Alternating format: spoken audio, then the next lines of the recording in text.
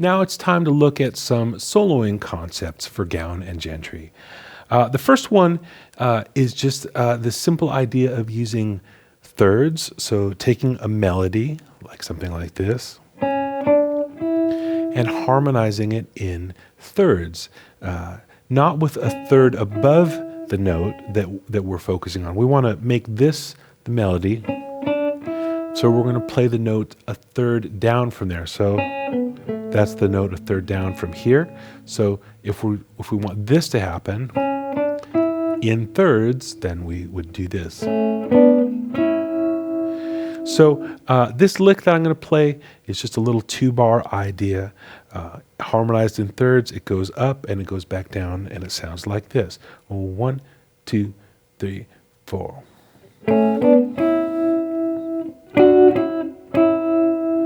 So you could play that over the A. So 1, 2, 3, 4.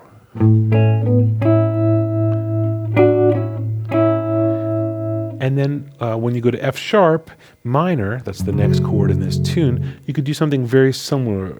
You could do something like this. 1, 2, 3, 4. And I'll put that all together.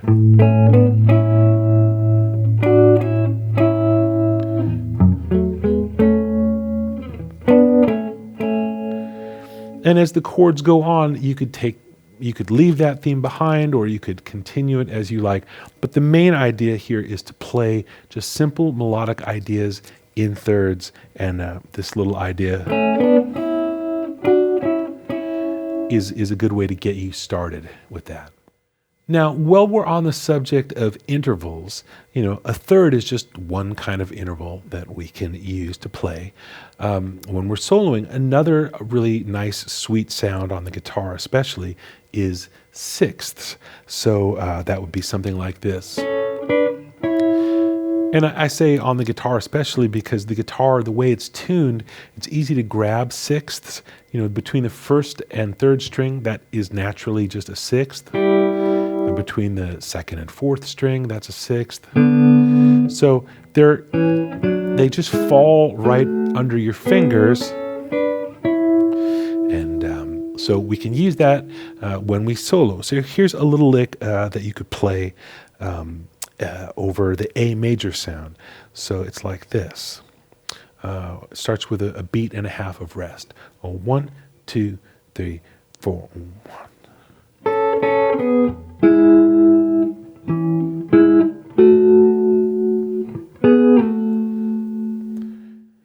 Now I'll see if I can add the bass notes in so you can hear it in context. That would sound like this. 1, 2, 3, 4. 2,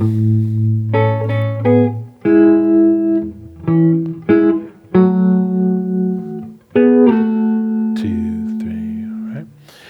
And you could, again, just repeat that as the chords change. You could literally play that 4 bars I just played through the whole progression, or you could expand on it, improvise, think of your own melodies. Just remember, we're focusing on the top note as a melody, and then we just couple it with the note a sixth below. Now, you may notice one other thing, or I hope you'll notice, that when we're playing in sixths, because the notes are farther apart, I have a tendency, I do, and maybe you'll want to try this yourself, to play a little more slowly. When you're playing in thirds, it feels natural that you can move around pretty quickly. When you get into sixths, there's just kind of more to carry with each move. So I tend to play things that move more slowly and just kind of hang out and linger, and that feels natural to me when I'm playing in sixths. In the previous 2 soloing examples, we've used intervals. We had thirds and then sixths. And there's one more kind of magic sweet interval that we can use when we're soloing, and that's tenths. That's a big, wide open sound. You may think you've never even played a tenth, but if you've ever played Blackbird, by the Beatles, that little opening phrase, those kind of chords. That whole song is really based around the interval of a tenth. So you've heard that sound, I think, even if you've not thought to, play a tenth in your guitar solos. Because it's so spread apart, we're going to have to go way up the neck. Otherwise, we're going to be in the rhythm guitar range, and we don't want to be there because it's solo time.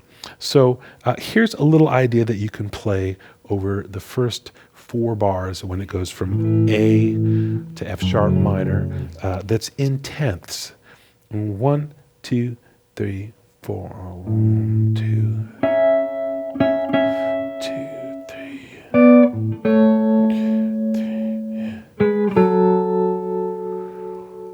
So when we have a wide interval like tenths, to me, the music wants to move even more slowly, more languorously. I don't know if that's a word, but it's a word that I use. So rather than having, ba ba ba ba ba, tenths, just let them linger. So I'll play slower melodies on top and harmonize them like that. So let me play this again, and I'll try to fill in the harmony if I can. I'm kind of running out of fingers here, but this is the lick idea for the third approach here. 1, 2, 3, 4.